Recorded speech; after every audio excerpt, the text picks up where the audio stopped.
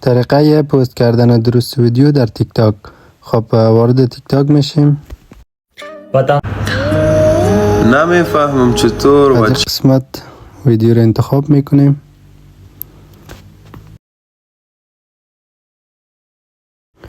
ویدیو رو انتخاب میکنیم، نیکست میزنیم.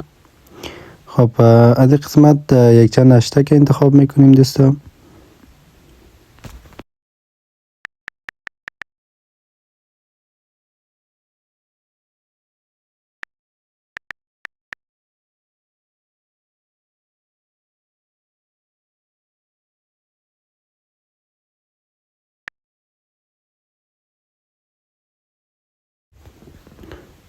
هشتگ انتخاب کردیم، بالای لوکیشن میزنیم.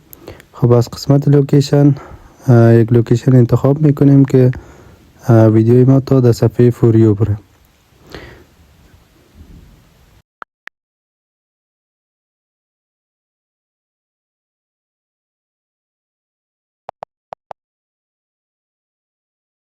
خب از قسمت فوریو رو انتخاب میکنیم، ویدیو ما را پست میکنیم دوستا. ویدیوی ما 100% به فوریو میره. لایک و کامنت از یادتان نره دوستا. ویدیو رو هم سیف بکنین.